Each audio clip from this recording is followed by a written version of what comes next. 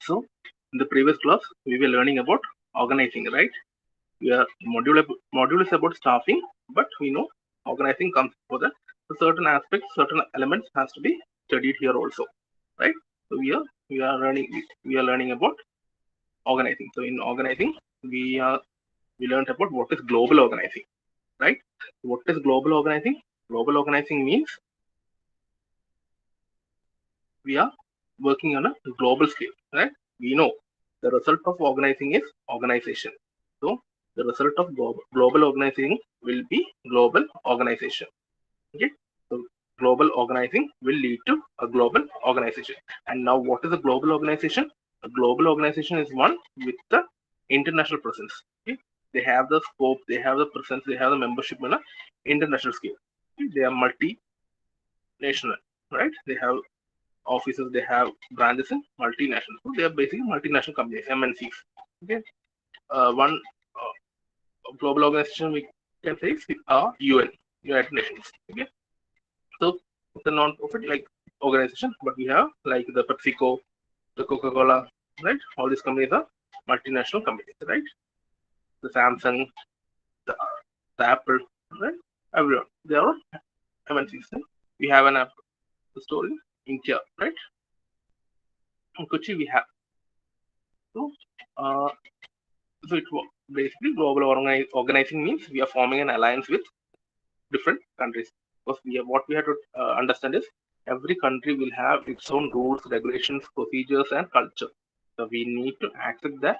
We need to work within the limits. Okay, so that the organizing comes into play. And now, what are the goals whenever we are organizing in a global manner? It is first and foremost is profit. Okay, whether what we are doing is profitable or not. So profitability comes first. Then customer service. So we know he said right, our office will be in one country. Okay, head office will be in one country. Our production will be in another country, right? And we are selling it all over the world. Okay? So whatever is the service which we are providing, it should reach everywhere uniformly. Okay, people should not complain that we are not providing good service. Okay, whether it's in Africa or whether it's in the Middle East or US or anywhere. But if we have presence over there, if we have an office over there, we should be able to, if our product reaches there, then we should give them the best service. And for that, we need organizing, right? People should be there to remedy the mistakes, right? Whatever is the grievance, that should be solved. So people should be present there. So we need a proper organizing. Then comes customer retention. So customer retention means uh, whether the customer comes back to our product, like we said yesterday about the mobile phones, right? Sometimes we'll become brand loyal because they have provided us with good phones. So whenever we are opting for the next, or we are upgrading, or we are changing the model, we go for that particular company itself. That becomes customer retention. The customer is not leaving our company.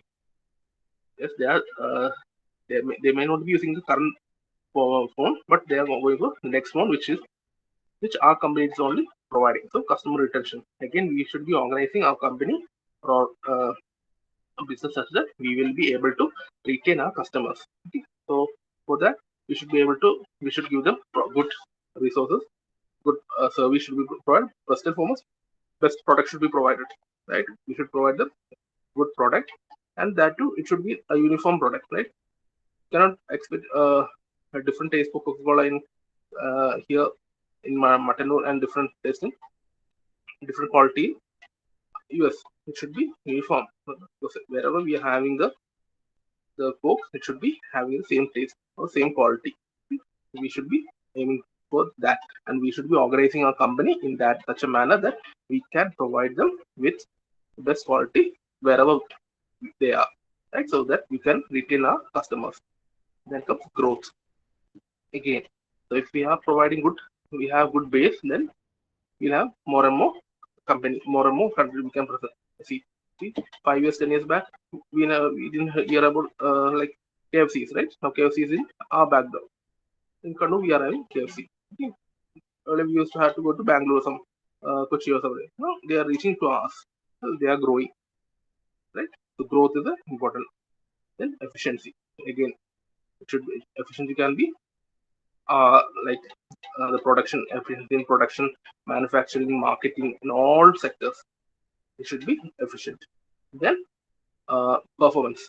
Performance here, what we have to understand is we are not only opting for higher performance from the employee only, but management also. The management are also held responsible. Okay, so whenever we are organizing a global organization, we will be organizing in such a way that the management is also held responsible for performance. Okay, if the company is failing, it's not only the uh, due to the employees, but the management also has a important role. So they are also held accountable. If the profit is decreasing, the management will also have to answer. Right? That's how what we say about organizing or global organizing, global organization. To understand this, global organizing will lead to global organization. The question might be global organizing, global organization. Okay? For the aim of a global organization is profitability, customer service, customer retention, growth, efficiency, higher employee management, and performance. And similarly, the goals of global organizing will be to create an organization with these goals. Right? Clear? The next topic was entrepreneurial organizing. Right? Entrepreneurial organizing. So entrepreneurial organizing are those that promote the emergence and development of ideas from all members of the firm. Again, entrepreneurial organizing will lead to an entrepreneurial organization. Okay, so entrepreneurial organizations are those that promote the emergence and development of ideas from all members of the firm. Okay, so it's not a select few job. Okay, everyone has to take part. Everyone can input. Everyone can give their 2 cents. Everyone can give their ideas to the company. So we are promoting. So we are promoting the emergence and development. Okay, promoting the development and emergence of good ideas. Right. So it makes it possible for the juniors and senior managers to attract the attention of decision makers. What happens in an entrepreneurial organization? Here, both the manager at the senior level and the junior manager, he can also give out his idea, and that will be heard by the decision maker. It's not that he's just giving his ideas and no one is listening. No, in an entrepreneurial organization, we are organizing the organization in such a way that all the persons are heard. Okay, the decision maker will hear the ideas from the input from all the organization. However smaller be his post, however higher be his post. Okay, usually what will happen is being at the lowest end of the scale or being at the bottom level, our ideas may not be heard. But in an entrepreneurial organization, we have to organize it in such a way that all the employees' ideas, the inputs are heard. Right? Clear? That is about entrepreneurial organizing. So entrepreneurial organizing will lead to an entrepreneurial organization. Right? The next topic is management for manager inventory chart. Right? So basically, what is the manager inventory chart? From the term itself, manager inventory chart. So the chart, it's a diagram. Okay. Then inventory, it's about the numbers. Okay, and about manager. No, whose numbers are we taking? We are taking about manager. So manager inventory chart, it's an organization chart. And what was organization chart? Organization chart means again, it's a chart which shows the line of decision making, right? How each person is related to one another. That's the organization chart. So it's a manager inventory chart. It's an organization chart of an unit. Okay, the unit means of a department. Okay, with managerial positions indicated and marked as to the chance of promotion of each person. Okay, so the most important thing that is marked in the management inventory chart is that is which all managers can be or who and all can be promoted. Okay, so it can include details like it can or not it will can include details like age, year of employment, present position, duration of current posting, performance rating, strength and weaknesses, position to which employee can be moved. Okay, these are the things which can be included in the management inventory chart. So, an example of management inventory chart is this one. Okay, so we are having a controller, right? This is the department of control. Okay, so in this department, they have four major. So on top there's a controller. Okay, that may be a question. Okay, and then we are having four different general managers, and under each general manager there are. So under the first general manager we have 5, 3, 3, and 2. Okay, under each manager there are. So by looking at the chart itself, we can know how many managers are there in the company. We are getting the idea of the numbers. Now, what and all are addition we getting? Addition we can get in this chart. The numbers are years of years in that position has been marked. So, how many years each of these employees, each of these managers have been working? So, we can see Mr. Roy, he is working in post accounting department under Mr. Halim, and he is having a he has been in that position for 3 years, right? So this data we got it, right? Now again there's a legend under here, right? So the three black dots, it shows they are promotable now. Two black dots promotable in 1 year. A single black dot potential for promotion. Right? They are having an index over there.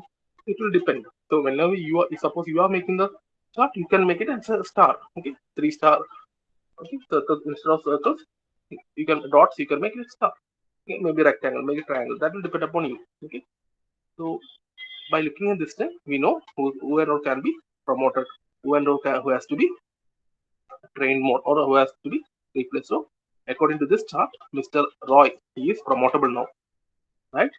And Mr. Lee, even though he is having 8 years of service in that position, he is not working properly, so he has to be dismissed. We are getting an idea, right, from the chart itself. Okay. So what are the advantages of this chart? The advantage is the chart gives an overview of the staffing situation. Like we saw, under each general manager in each department, how many staffs are there, how many managers are there? There were 5, 3, 3, 2 staffs were there. We got an overview of the staffing situation, right? Then managers who are ready for the promotion can now be easily identified. Again, with the rating system, we were able to identify those who can be promoted. Okay? The chart shows future internal supply of managers, right? Again, we have a rating system, so we know in each department how many managers are there and whether they are promotable or not.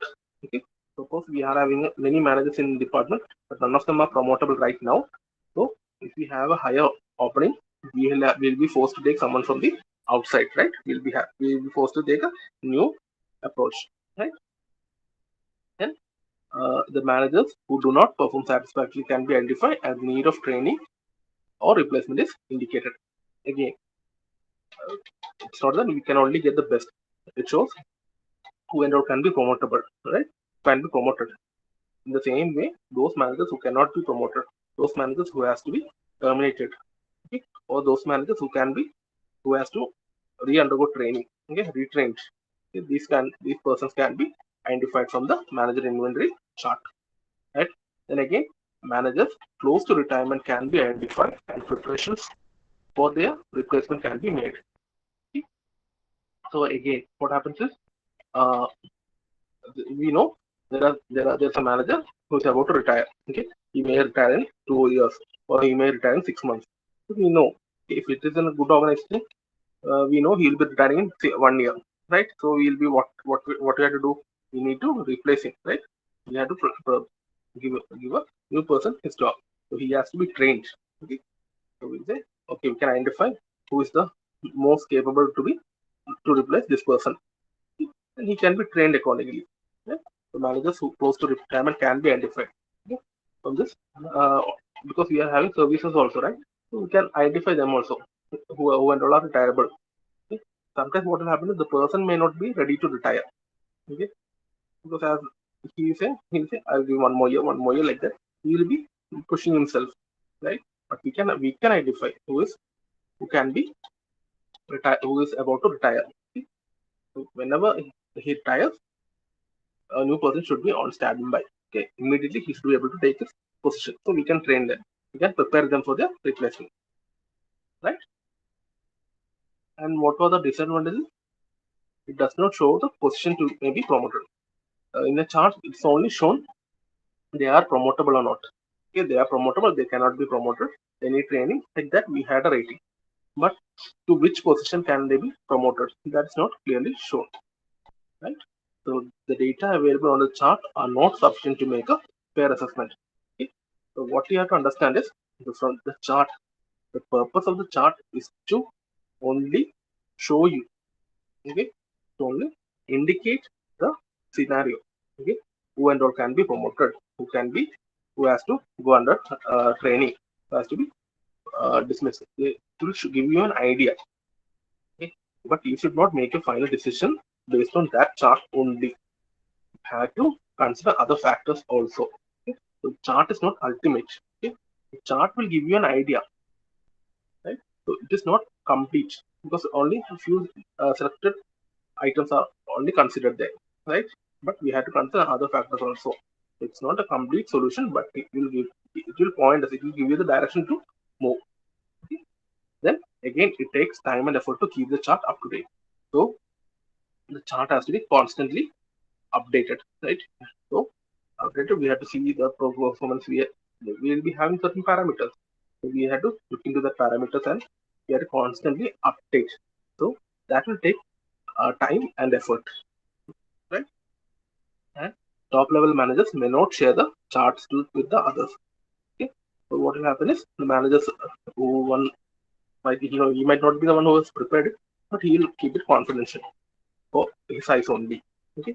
So that will defeat the purpose because then only we will be, if I know what is my, if I have glanced at the star thing and shows I am not promotable right now, so I can have a chance to improve myself. Okay? So I want promotions, right? Everyone wants promotion, everyone wants to move up. So without him sharing that to me, I may not know where I am standing. Okay? I may think I am doing a very good job, but the company as a whole, when I say I may not be up to the mark. So I will, it denies me the opportunity to improve. Okay, so that is a problem also, right? Because he might not share it with me, right? Yeah. So the next topic is a selection or matching the person with the job. Okay, how do we set the basics of staffing is right man for the right job. Okay, so right man and right job. So how do I, or how do we place someone? Okay, how do we match a person with a job? So right man for the right job. So we need to identify what is the right job, and we need to identify the right man also. Okay. So the first step is job analysis. We need to analyze the job. Okay. We need to understand what is the job. So every job, okay, every single job will have its own requirements, right? And these requirements the worker must conform to, right?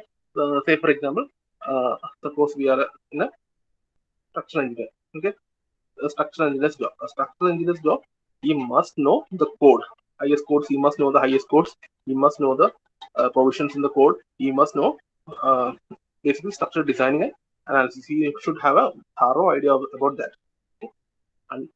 And a person who is not well versed in that cannot do that, right?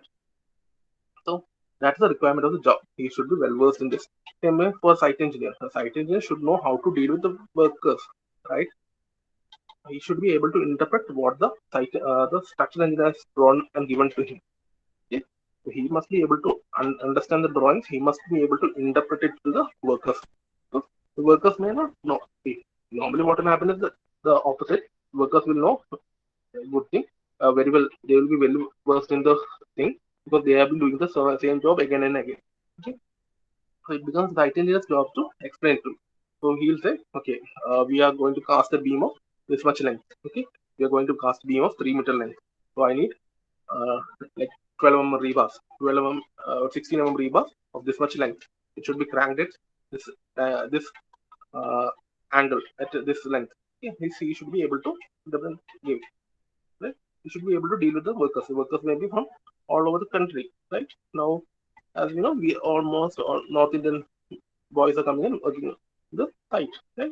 So we should be able to interpret the image, interpret the drawings to them. So that's the requirement of the job. So we every job has the requirements, and the workers or the employee should have to conform. So he has to abide, right? He has to abide to those requirements. Okay, the job analysis is the study of these requirements. Okay, the job analysis is the study of these requirements and the factors which influence these requirements.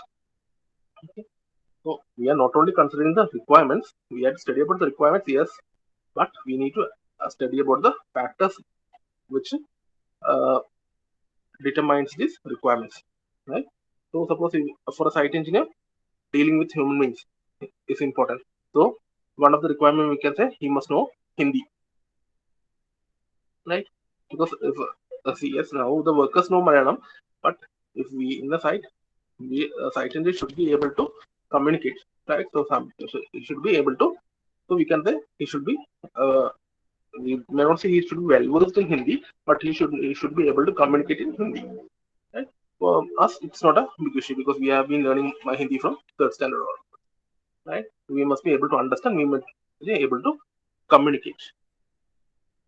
Right? Hindi, and so that's a factor. That's a requirement. And what is the factor influencing this requirement? Why do I say a site engineer should know Hindi? Because the workers are coming from outside. Right? The workers are coming from outside, so they don't know our language. So it's our job to, it's the site engineer's job to make them work.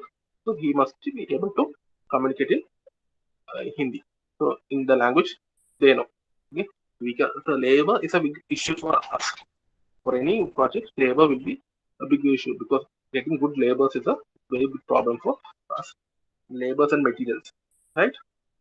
We know that in our house only, we know how the works are progressing, right? Whenever we have getting the labor, the big task itself.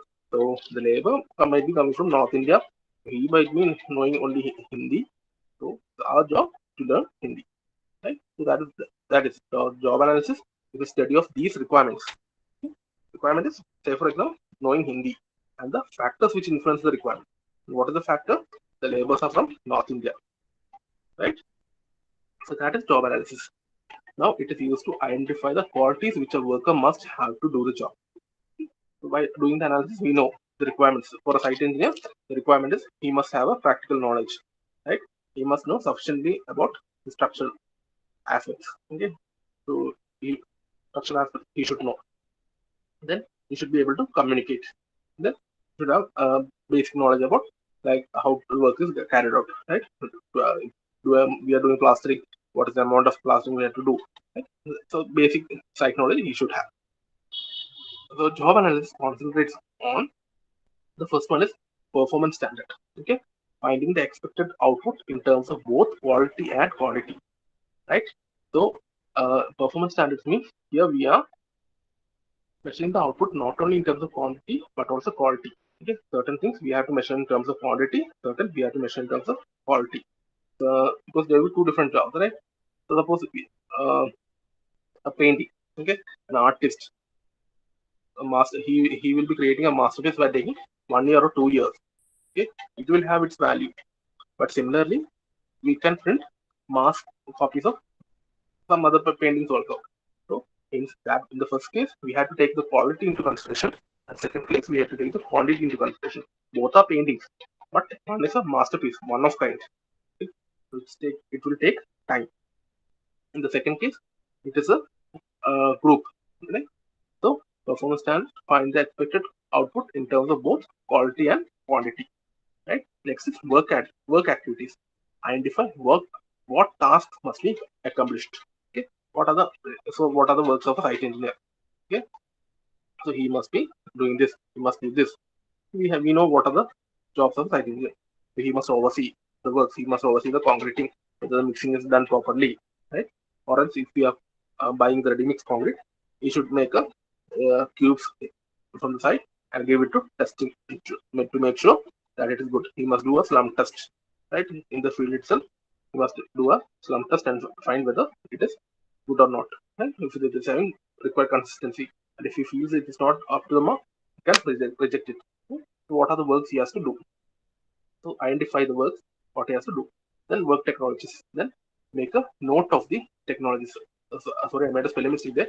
It's not T, it's note, make a note of the technology. So what and what can be incorporated, right? Earlier, when we used to survey, okay, in movies you might have seen, right? Or the first year you would have done. You had to use a cross staff. You had to use a chain. The first experiment in your civil engineering life, survey lab, right? You divide the area into triangles and trapeziums, and you found out the area, right? You used a cross staff and all. But now, so that's okay. Again, we'll get the result, but in a much quicker and much accurate manner, we can get data from using a total station, right? So new technologies has come up, and now even better has come up, right? In the last semester, you learned about the GPS, okay, and GPS and DGPS, okay? Differential GPS, right? So more and more new technologies are coming every day. So we need to make sure that we are open to that, right? Then the job context. The job context means where we are working. So identification of work condition. So where are we working? Whether we are working in a factory. So see, you used to say, right, the steel bars or the precast members. Precast members are prefabricated members are better because we are getting it in a closed factories. We are getting it in a controlled condition. We are preparing it so it will be lesser with the flaws and all. We'll say, right? You might have learned it earlier. Prefabricated structures in construction technology, right? So all these things. So what is the work condition? Okay, whether you are working inside a factory or whether you are working outside, right? The requirements are both different. Okay, in the outside you have to take care of the elements also into consideration, right? Whether if you have whenever you are ordering for cement, you should take how much is the requirement. Okay, within how much days will we complete it? What's the weather condition? Is there going to be a rain? All these things have been considered. Where you work is an important thing. Then work schedule. Work schedule again. Work schedule is also important because we know how much time we will take. Okay, because we can decide. We can divide our work by um, within like time schedule. See, sometimes a site engineer can leave the job at 8 hour job. He can leave at 5 o'clock. Suppose. Okay, but when a concreting is happening, he had to stay. Yeah, sometimes he has to come early or he has to stay late. So when concreting is there, his work will be for 12 hours, 14 hours, or 16 hours even maybe. Right? So concreting has to be done perfectly. Right? You will not get a redo. So that will depend upon the work schedule. So you need to create the schedule. So what is the schedule? So that main problem what will happen with ladies. You might have seen, okay, more and more site engineers are gen staff because they can stay late. That's one factor for considering gen for what site engineers. Because ladies they come because of the society itself. Okay, that's the next thing. Social condition itself. They have limitation. Okay, now there are people who are working, but it's a slow progress in that sense. Okay, and compensation. Then how we are gonna compensate them? Okay, whether we are going to pay extra for the additional hours, okay, or else that's your part of your job, you need to consider like that, or within after you complete this project you will be promoted to the next, so you'll be given off country stay, like you'll be sent out of the town to learn new things, right? What is the compensation that has to be considered? Then comes personal requirement. Identify the required skills, uh, education, experience, training, and other attributes required for the job. Okay? So now we know what is job. Now next thing is we need to know what are the other requirements. So what are the skills? What are the skills you need? Like we said, communication. You should know site engineer should know how to deal with the people. Right? It's education. So he should have a BTech. So certain things we need a engineers in HSO. You should have a BTech degree. Then it's experience. Okay? So site engineer, we can have a fresher. A newbie can do the job. So it's a little bit of training. So next is training and other attributes. With that, a new person can do the job. But as a project manager, he should be someone uh, somebody who has much experience, right? So that has to be considered. So his experience, training, and other attributes has to be considered. Basically, it's matching the person with the job, right? So in job analysis, what we do is we study the requirements of a job and what are the uh, factors that influence the requirements. Okay? It concentrates on performance standards, work activities, work technologies, job context, person requirement, and person requirement, right?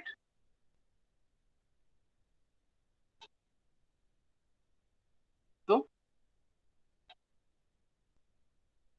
once we have analyzed the job, the second step is selection. Okay? Selecting the person. Uh, Selecting the job. First step is analyzing about the job, studying about the job. The second step is selecting the best selection, choosing the most suitable person for the current position or future positions from among candidates from within the organization or outside. Okay? So we know we are having an opening. We need a person in this position. Okay? So I need to choose the best person. Okay? The best person for suppose the opening may be currently. I need the person today itself. Okay? Or I may need the person in 1 year. Okay? So I need to choose the correct person for that position. Okay? And from the candidates who are available within the company, okay, who are working within the company, or it can be from outside. Okay, so for example, in our restaurant, we had a plan of getting a new menu. Okay, a new menu, like we are going to introduce Arabic dishes. Okay, Arabic dishes are going to introduce. So I have an opening for chef, right? Arabic cook. I need an Arabic cook or well versed in Arabic dishes. So I may be planning to start it immediately. Okay, maybe within a few days. Okay, or maybe I'm giving it some time. Maybe after 6 months I'm gonna start. So both are there. So I have a current requirement is there. Maybe for a future requirement. So again, in both cases I need a chef with the knowledge in Arabic cuisine. Right? That has to be considered. So what can I do? I can select a person from my own company. So the other cooks who are working under me, I can choose from them. But if I cannot, I have to take someone from the outside. That is selection, right? So selection is the process of picking a best suited person for the organization requirements. So it involves the rejection of unsuitable applicants also. Okay, recruitment precedes selection process. So by recruitment, we mean we are making sure that people know that we are having an opening and people are responding. People are applying for the job. And among the selection means I am choosing the best. That means when I say I am choosing the best means I am rejecting the unsuitable also. Okay, selection is having two phases are there. I am choosing. That means I am rejecting the unsuitable candidates also. Okay, that has to be right. So what is the selection process? First one is obtaining job description and job specification. Okay, so we need to develop the job description. What is the role he's going to do? So maybe for a site engineer, what is the role description of his job? Okay, what and all are supposed to do? So it involves determination job title again. So I am going to have a site engineer department in which job exists. Okay, now right. So in which department I need the person? Okay, what works are to be performed by him? So like this, I need to form a description about the job. The next thing is specification. Specification provides the basis for the assessment of candidate. So I will say, for this is the job I need. So these are the specifications I need. I should need like your mobile phone, right? Whenever you are buying a mobile phone, you have a certain specification, right? I need a camera of this MP camera. I need the screen size of this. I need a RAM of that size, expandable memory. So these are your specifications. So you are taking a mobile phone that meets your specification, right? So, job specification provides a basis for the assessment of the candidate. It helps to distinguish between essential and desirable requirements for the job. So, there is two things. One is essential, okay, that I must have. There are certain things I must have, and there are certain things that is desirable. Okay? So, I must have a person who is having BTech degree in civil engineering. That is my must. Okay, with certain CGPA and marks and with certain knowledge. Okay, but if he is having something extra, some extra knowledge, okay, he knows the how to use DGPS, okay, or he knows how to working in certain situations. He's got some experience in working in certain situations like that, maybe in tunneling and all. Right? These are all desirable requirements. So I have a desire. So if we have these requirements, it is good. But basically, I need the person with a certain skill and the BTech degree in civil engineering.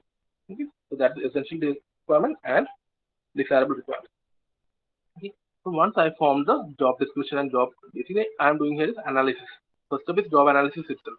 Okay. You're saying it in some other words. So once I have made the job specifications and description and the specification, next is application form. Okay. So what happens normally? What we do is we will send a uh, resumes to the company. Okay. So we see whether there is an opening. Please let what will happen? Company will be getting many resumes. Right? So now what they'll do, they'll give out the application form. The application form is a universal mechanism to screen the applicant to be called for an interview.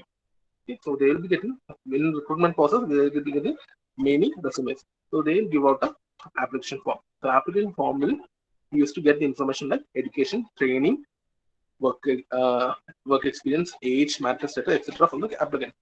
Okay, so they will say, okay, we need applicants with the experience of 5 years or more. Okay, that will be the condition. But what we are looking for a job, so we will just simply send a resume. Okay, so so once we get the application form, they will say you have experience of 5 years or more. Then either you have to make yes or no. Okay, if you don't have the experience of 5 years, then you have to mark no. So these contents can discourage the unsuitable applicants, right? So this will so we'll stop here. We'll continue in the next class. So please let me know if you have any doubts, or else we'll move on to